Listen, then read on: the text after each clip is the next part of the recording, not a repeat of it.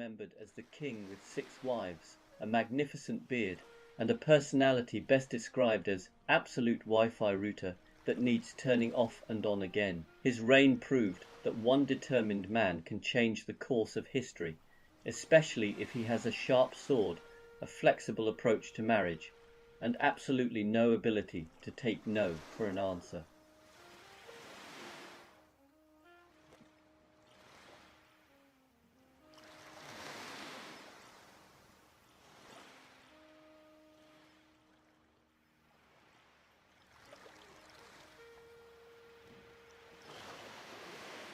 Horatio Nelson was born in 1758 in Norfolk, a part of England famous for flat fields, enthusiastic seagulls, and producing people who later shout at the French. He was the 6th of 11 children, which in the 18th century was considered a small, manageable starter pack. Nelson went to sea at the age of 12, partly because he dreamed of adventure, and partly because in those days career guidance consisted of an uncle pointing at a boat and saying, "Get on that and try not to die." The Royal Navy was a floating mixture of heroism, scurvy, and men named things like Blenkinsop, who had strong opinions about knots. He quickly proved himself brave, clever, and slightly too fond of standing in places where cannonballs were likely to visit. Over the course of his career he lost an eye, an arm, and several perfectly good hats, though never his confidence. In portraits, he is usually shown looking heroic while subtly rearranging his remaining limbs like luggage. Nelson became famous during the Napoleonic Wars, when Britain and France were engaged in a long-running disagreement about who was allowed to be in charge of Europe, and also the sea and possibly the weather. Nelson's strategy was simple: sail directly at the enemy, do something unexpected, and hope the paperwork could be sorted out afterwards. His greatest victory came at the Battle of Trafalgar in 1805, where he defeated the combined French and Spanish fleets using a tactic historians describe as bold genius and sailors describe as absolutely terrifying. Before the battle he sent the signal, "England expects that every man will do his duty," which was the Georgian equivalent of posting, "You've got this," on social media, except with more cannons. Nelson was also famous for his complicated personal life. He had a passionate relationship with Emma Hamilton, which scandalized polite society and delighted everyone who secretly enjoyed a good bit of gossip about national heroes behaving like overexcited cockapoos. Sadly, Trafalgar was Nelson's final appearance. He was shot by a French sniper while standing on deck wearing enough medals to be visible from space. He died knowing he had won, which is generally considered the best way to exit a naval battle, and also most dinner parties. His body was brought back to England, preserved in a barrel of brandy, leading to the long-standing naval tradition of never fully trusting drinks that have been on a voyage. He was buried in St. Paul's Cathedral, and a very tall column was built in London, so pigeons would always have somewhere to consider the meaning of leadership. Today Nelson is remembered as Britain's greatest admiral, a tactical genius, and the man who proved you can misplace half your body and still have a very successful career. His life demonstrated that victory at sea depends on courage, imagination, and the ability to look dramatic while pointing at the horizon. And that was Horatio Nelson, sailor, strategist, enthusiastic owner of fewer arms than average, and the only man in history to become a national monument, largely by refusing to stand somewhere safer.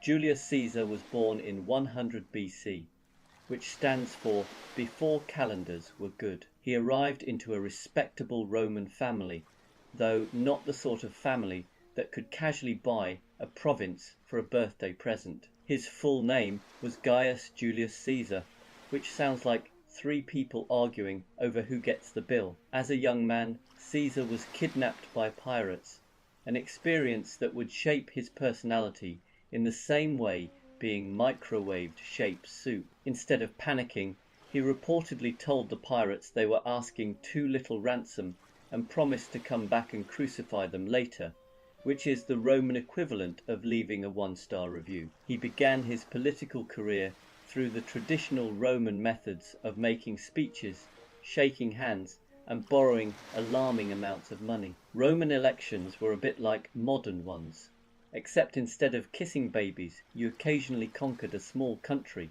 to prove you were serious about local issues. Caesar joined forces with Pompey and Crassus in what historians call the first triumvirate and normal people call three blokes who definitely didn't trust each other. Together they ran Rome in the same way three cats might run a bakery, loudly and with unexpected violence. His greatest achievement was conquering Gaul, which is roughly modern France and therefore explains a lot. Caesar wrote a book about it called The Gallic Wars, in which he modestly described himself in the third person as if he were his own biggest fan. The book is considered a masterpiece of Latin literature and also of professional bragging. Eventually the Senate became worried that Caesar was getting too powerful, mostly because he was getting too powerful. When he crossed the Rubicon River with his army, it was an act so illegal that even modern politicians would have described it as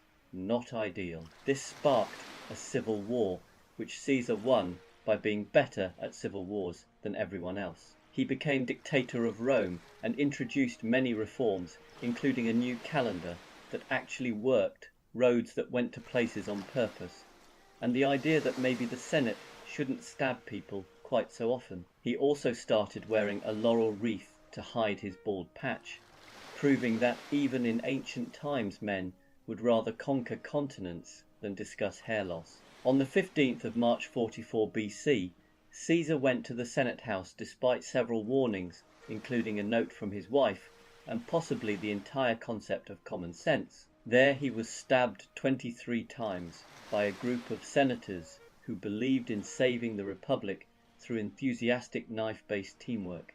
His last words were supposedly et tu, brute, which means seriously, Brutus, you too, although some historians think he actually said something more like, well, this is a bit much. After his death, Rome plunged into more civil wars, eventually ending up with emperors, which was exactly what the senators had been trying to avoid, in the same way that setting fire to your house is an unusual method of preventing candles. Today, Julius Caesar is remembered as a brilliant general, a cunning politician, and the only man in history whose salad is more famous than his actual personality. His life proved that in Rome you could achieve anything, provided you avoided meetings with friends who were overly interested in cutlery.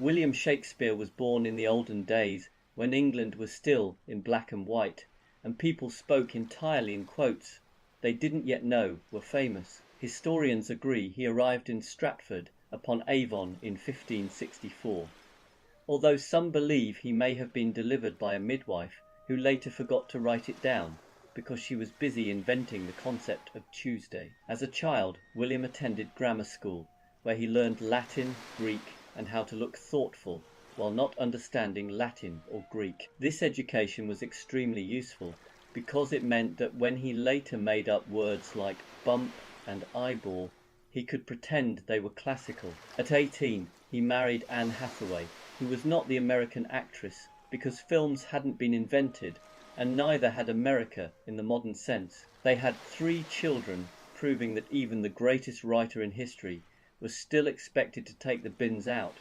although the bins were probably just a hopeful hole. Soon after, Shakespeare went to London to become an actor. London at the time was a bustling cultural centre full of theatres, plague, and people throwing vegetables at anyone who looked confident. He joined a company called the Lord Chamberlain's Men, which sounds like a group of superheroes who fight crime using waistcoats. Shakespeare wrote at least 37 plays, or possibly 38, depending on whether you count Two Gentlemen of Verona as one play or two gentlemen having a very long argument. His works include tragedies, comedies, and history plays, which are tragedies that have homework afterwards. He invented many phrases still used today, such as break the ice, wild goose chase, and what the hell is going on in Act 4?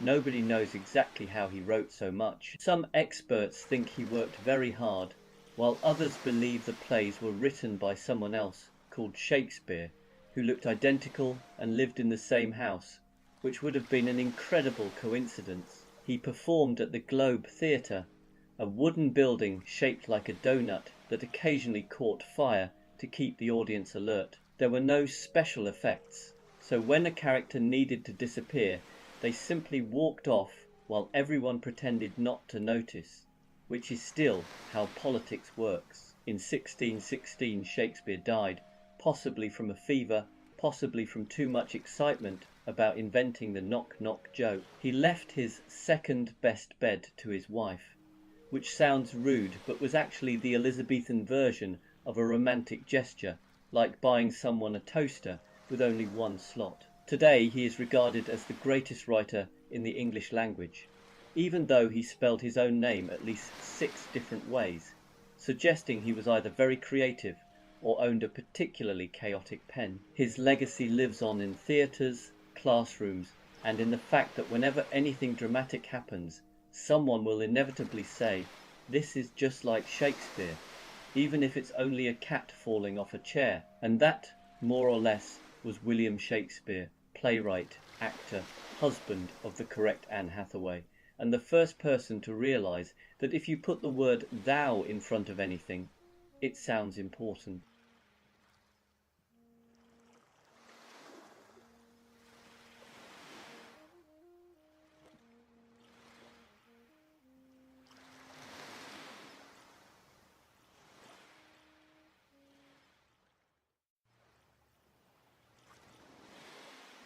You're listening to quiet thoughts for grown-ups, nothing to focus on, nothing to fix.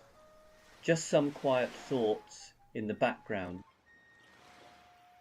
You know, at some point in life, comfort stops being optional. It stops being nice to have and becomes non-negotiable. Shoes that pinch, gone. Jackets that restrict movement, gone. Socks that make your toes question their existence, gone. You start picking things, not because they look good, but because they feel right. And here's the fun part, you start defending it. You walk into a shop with a new jacket in your hand, and someone gives you that look, the one that silently says, "That's not very stylish." And you just smile because in your head it's perfect. Perfect for bending, stretching, sitting, reaching for tea without complaining. Perfect for living style. That's negotiable comfort. That's sacred. You even find yourself giving little speeches to friends, sometimes out loud, sometimes just in your own head. I'd rather enjoy my evening than strangle myself in skinny jeans. And strangely, people stop arguing after a while. They see the calm in your movements, the lack of wincing, the quiet satisfaction. You've won without trying, simply by choosing to exist comfortably. And the best part, it's contagious. Slowly, almost imperceptibly, your friends start noticing. They begin to respect the chair you pick, the shoes you wear, the scarf you wrap around your neck. Comfort has a kind of understated authority. So next time someone questions your choices, the relaxed shoes, the soft jumper, the perfectly sagging sofa spot, just smile and let them watch. Because you're not just choosing comfort, you're mastering it.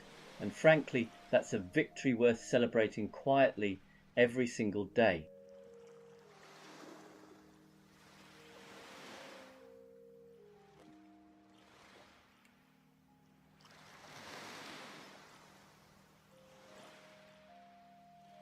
It's funny how memory works as you get older. Names gone, completely gone.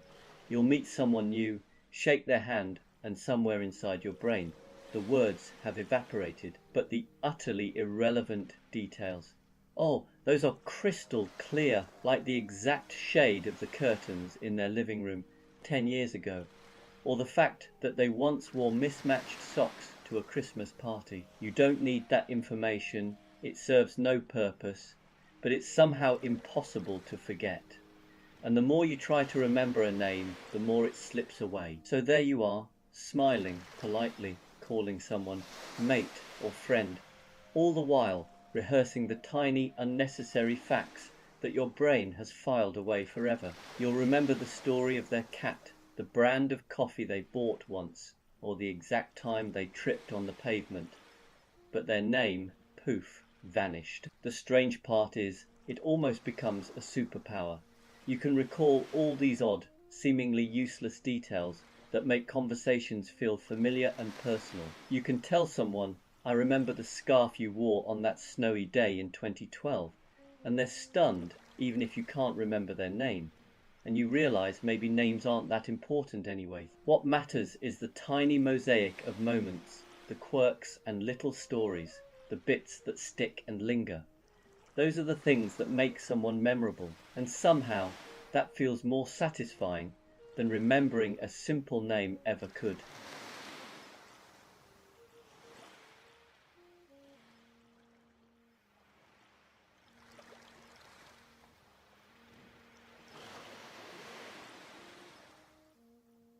Do you catch yourself overthinking the simplest things? You start out with something tiny, choosing a sandwich, replying to a message, deciding whether to leave the house now or in 5 minutes. And before you know it, you're deep in analysis, weighing options that don't really exist. You stand there, genuinely considering all the possible outcomes, as if the future depends on whether you choose white bread or brown. And at some point, you catch yourself. There's a brief pause, a moment of clarity, and you realize you've spent far longer thinking about the thing than it would have taken to just do it. That's usually when the laugh arrives. Not a big laugh, more of a quiet, private one. The kind that says, I see what's happening here. You're not annoyed, you're not frustrated. You're just mildly amused by your own mind, wandering off with confidence and absolutely no sense of proportion. And the nice thing is, once you notice it, the spell breaks, the decision becomes easy again. You choose something, anything, and the world continues exactly as it did before. Nothing collapses, no one complains, the moment passes. So when you catch yourself overthinking the small stuff, it's worth smiling at it, because that little laugh isn't giving up, it's understanding. And sometimes that's all you really need to move on, quietly and comfortably, with the day unfolding just fine.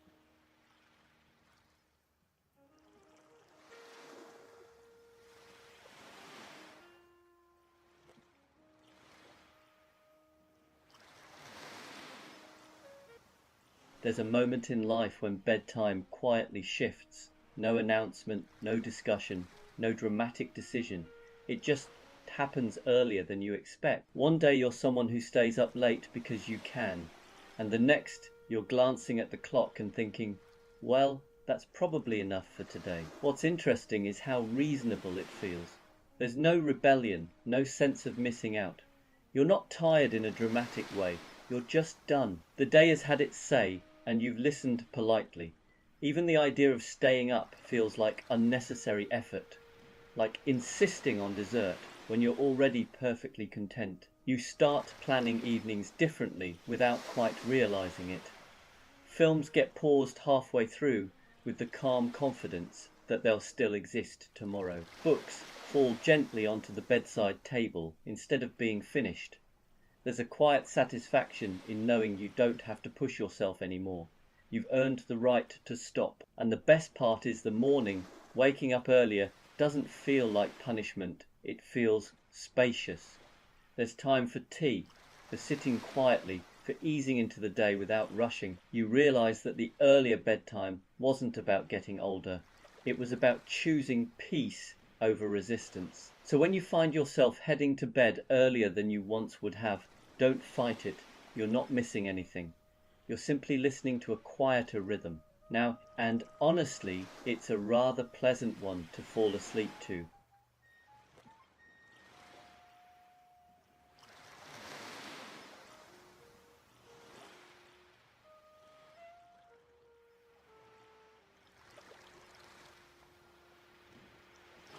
There's a quiet moment that sneaks up on you at some point in life, when you realize you've picked something up again that you once put down for good, a hobby, something you were absolutely certain you'd outgrown, not abandoned temporarily, finished with.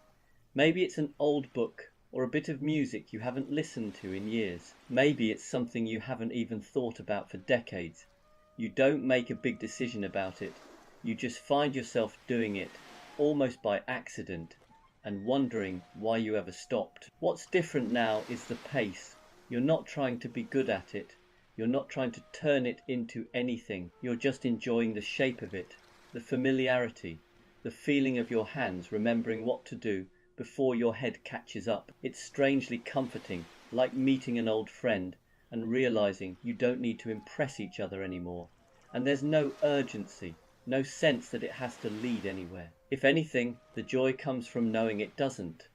You can put it down again tomorrow and pick it up next month, and it'll still be there, patient, unbothered. It's a small reminder that not everything in life needs to move forward. Some things are happy to wait for you to come back, quietly, when you're ready. And when they do, they fit into your life in a way they never quite did the first time around.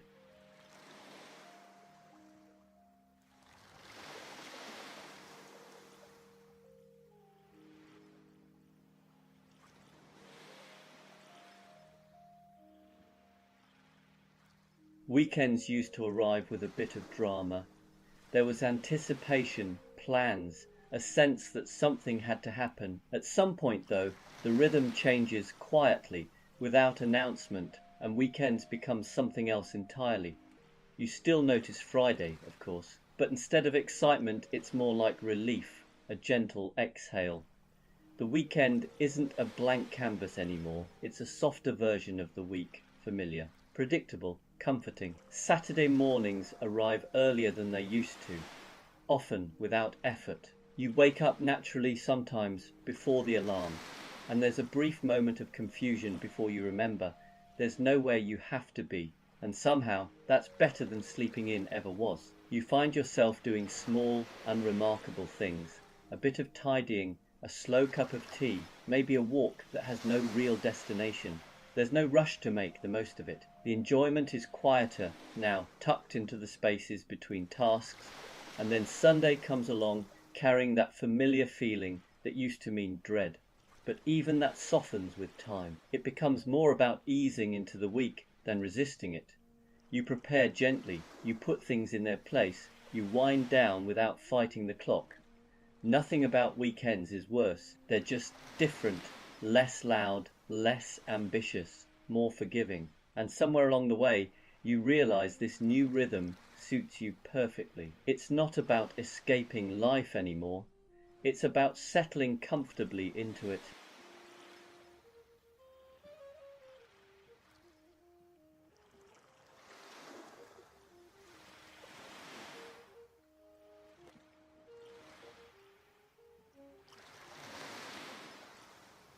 There's a particular kind of joy that sneaks up on you as you get older, and it's not the big, dramatic kind, it's the joy of small improvements, the kind no one else notices, and honestly, you don't really want them to. It's things like finally fixing a cupboard door that's been slightly off for years. Nothing dramatic changes. The kitchen looks the same, but every time you open it, there's a tiny moment of satisfaction, a quiet sense that the world is, at least in this one small corner, behaving itself, or replacing something that was technically working, but only just a kettle that took too long, a light bulb that flickered, a drawer that needed a very specific jiggle. Once it's sorted, life doesn't get better in a noticeable way. It just gets smoother, and that smoothness starts to matter. What's strange is how invisible these improvements are to everyone else. You don't announce them, you don't point them out, you simply enjoy them privately, like a small secret between you and your environment, a mutual understanding that things are now slightly improved. And the more of these tiny fixes you make, the calmer everything feels, not because anything big has changed, but because fewer things are quietly irritating you, fewer sighs, fewer eye rolls, fewer moments of mild resistance. So when you catch yourself feeling oddly pleased about a quieter hinge or a better fitting lid, don't dismiss it. That's not boredom, that's wisdom. It's the quiet joy of small, everyday improvements, the kind that make life feel just a little bit more settled, one unnoticed upgrade at a time.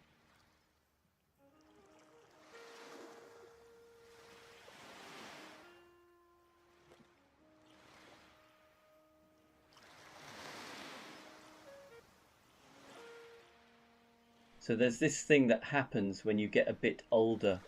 Maybe it's subtle at first, or maybe you don't notice until one day it hits you. Every room you go into suddenly seems to have a chair that's yours. Not literally yours, of course, but somehow it's the one you gravitate to. You walk into the living room, and there it is. The cushions are slightly too soft, the angle of the backrest just right. You settle in, and immediately everything else feels wrong. The sofa too wide, the other chair too upright. Somehow this chair gets you, then the kitchen, same thing. There's a seat that calls to you, maybe by the window or near the radiator. You don't choose it consciously. You just end up there, day after day. It's like the universe quietly assigned it to you, and you're too polite to say no.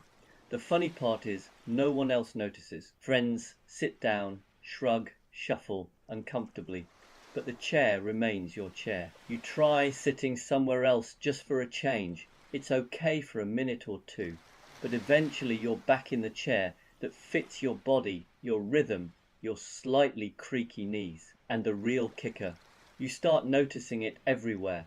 When you visit your parents, the same chair phenomenon exists. Hotels, pubs, even friends' houses. There's always one chair that somehow makes sense.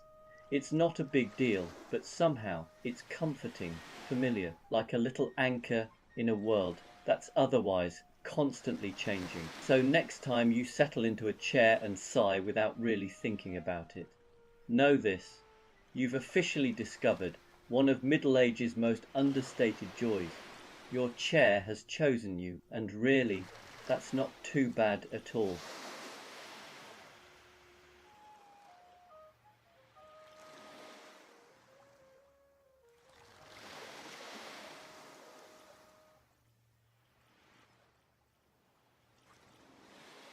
There's a very particular kind of satisfaction that arrives quietly as you get older, and it's the moment you realize you know exactly which route through town avoids chaos. Not the fastest route on paper, not the one the sat-nav insists on, but the one that simply works. You don't announce it.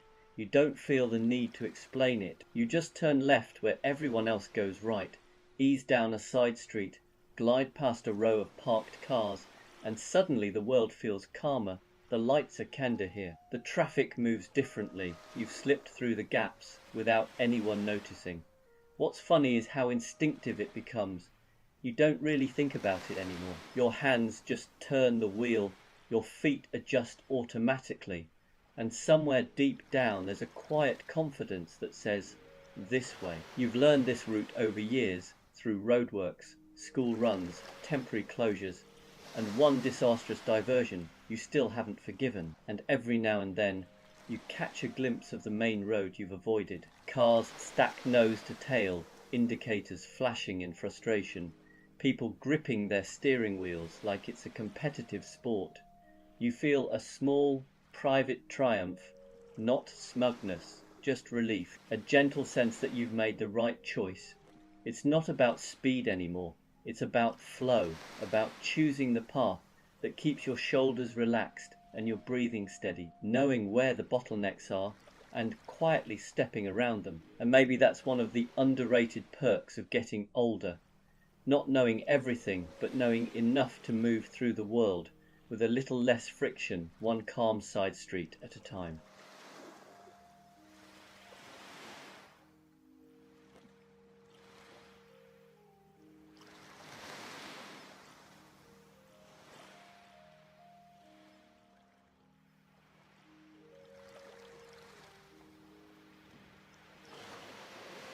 There's a quiet satisfaction that comes from looking up at the sky and knowing what's about to happen, not checking an app, not asking anyone, just glancing upward and thinking, yes, that's rain later. It's not dramatic knowledge. You're not forecasting storms or issuing warnings. It's more subtle than that. The colour of the clouds, the way the light looks a bit tired, the stillness that creeps in before the air changes its mind. You don't announce it loudly, you just mention it casually, almost as an aside, and when it happens, that's the moment. The rain arrives exactly when you expected it to, or the sun holds on just long enough to prove you right. You don't celebrate, you don't even smile much, but inside there's a small contained thrill. A quiet yes. What makes it better is that no one really notices. They'll say something like, "Oh, it's turned, hasn't it?" And you'll nod as if this was all inevitable. You don't mention that you knew half an hour ago purely from the way the sky looked. That knowledge is for you. At some point, this becomes part of your identity. You start trusting the sky more than the forecast. You'll glance outside before leaving the house. Adjust a coat, choose shoes accordingly. It feels sensible, earned, almost wise. And when you do get it wrong, which does happen, you don't mind too much, because the act of looking up, of paying attention, feels grounding in itself. You're part of the day, not just reacting to it. So next time you step outside, pause for a moment, look at the clouds, the light, the way the air feels. If you get it right, enjoy the quiet satisfaction, and if you don't, well, at least you notice the sky, and that, somehow, feels like a win too.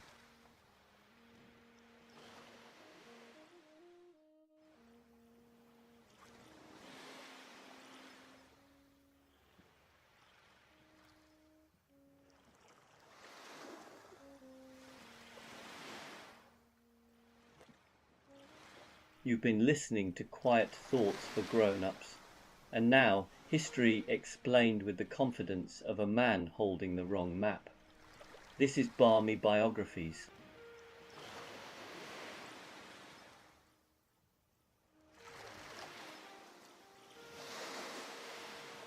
Alfred the Great was born in 849 AD, a time when England was less a country and more a collection of damp arguments connected by mud. He was the youngest son of King Ethelwulf of Wessex, whose name looks like someone dropped a Scrabble set and decided to keep the result. Nobody expected Alfred to be king, mainly because he had several older brothers who were doing a perfectly good job of getting killed by Vikings. The Vikings, at this point in history, were essentially Scandinavia's way of saying hello with axes. By the time Alfred reached adulthood, most of England had been helpfully reorganised into something called the Danelaw, which was Danish for our stuff now. Alfred was described as clever, pious, and not very keen on being stabbed, which already put him ahead of many rulers. He spent part of his youth travelling to Rome, where he learned important continental skills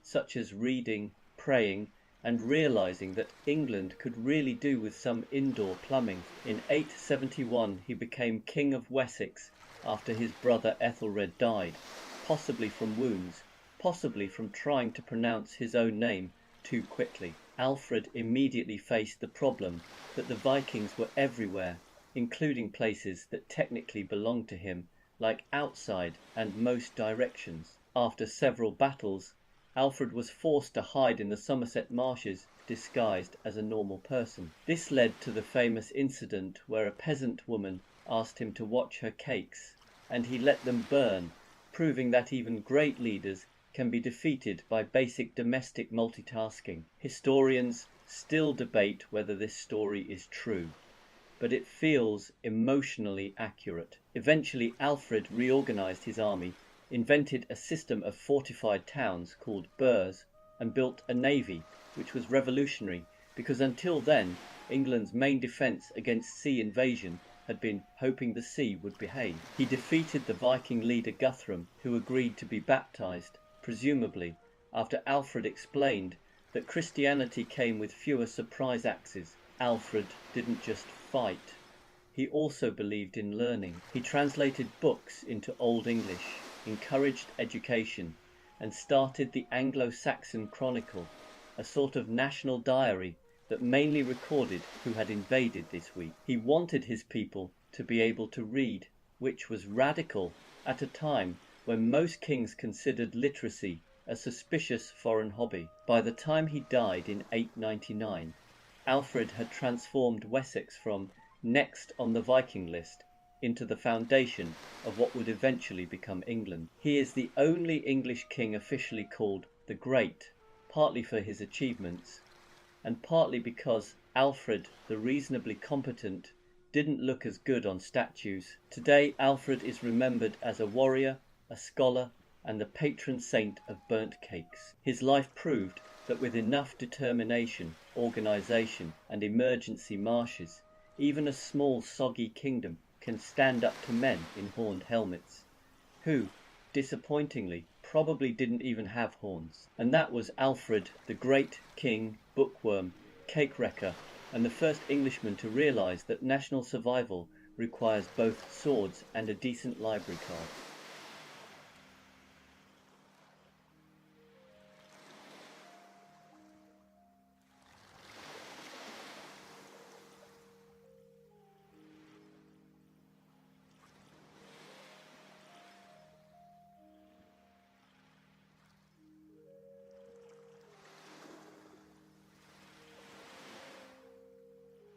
Charles Darwin was born in 1809, which was a time when people believed God had personally arranged every animal on Earth like ornaments on a very large mantelpiece. Young Charles was expected to become a doctor, but he quickly discovered he didn't enjoy the sight of blood, screaming patients, or doctors, which ruled out most of medicine. Instead, he went to study to be a vicar, mainly because it involved long walks, thinking about beetles, and not being shouted at by surgeons. Darwin was extremely fond of beetles. In fact, he once tried to carry so many beetles at once that one of them escaped into his mouth, which science later called the first peer-reviewed snack. His life changed when he was invited to sail on HMS Beagle, a ship named after a dog, even though it was technically a boat. The voyage was meant to last 2 years, but went on for 5. Possibly because the captain kept stopping to ask for directions from turtles. Darwin visited the Galapagos Islands, where he noticed that the finches were all slightly different, like a collection of spoons that had attended different schools. This led him to wonder whether animals might change over time, instead of arriving fully assembled like Victorian furniture. He called this idea natural selection, which is basically nature saying, "I like that one, the rest can go in the loft." Darwin spent years thinking about his theory, partly because he wanted to be sure, and partly because he was terrified that Victorian society would react by fainting onto a chaise longue. He filled notebooks with careful observations such as pigeons, surprisingly complicated, and worms, doing more than we think emotionally. In 1859, he finally published On the Origin of Species, a book that politely suggested humans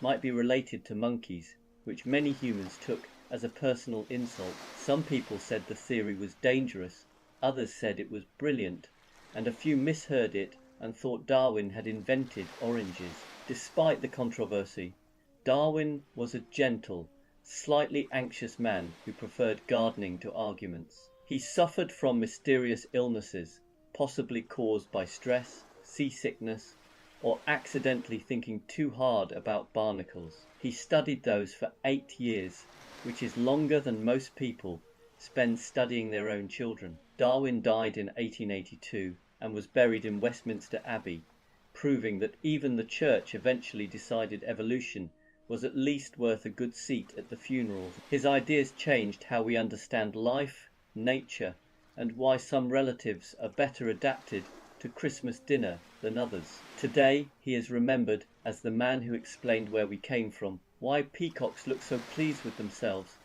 and how a perfectly respectable Victorian hobby like staring at pigeons can accidentally rewrite the entire story of existence.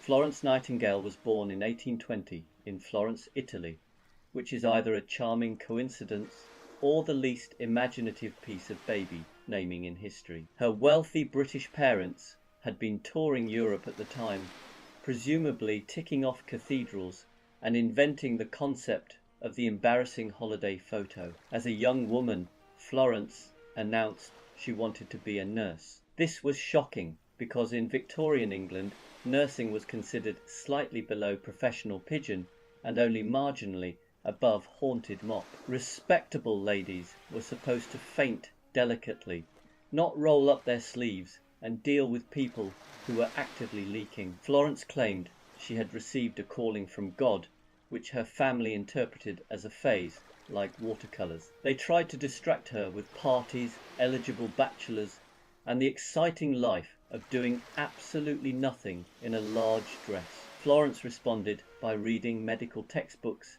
and becoming increasingly terrifying. In 1854, the Crimean War broke out, and the British Army discovered that its medical system consisted mainly of optimism and a bucket. Wounded soldiers were being treated in hospitals so filthy that even the rats were writing letters of complaint. Florence was sent to sort it out, possibly because everyone else had suddenly remembered an urgent appointment elsewhere. She arrived at Scutari Hospital with a team of nurses and was horrified to discover conditions that made medieval plagues look like spa weekends. There were no clean bandages, no proper food, and the drains appeared to have been designed by someone who actively disliked pipes. Florence did what any reasonable person would do.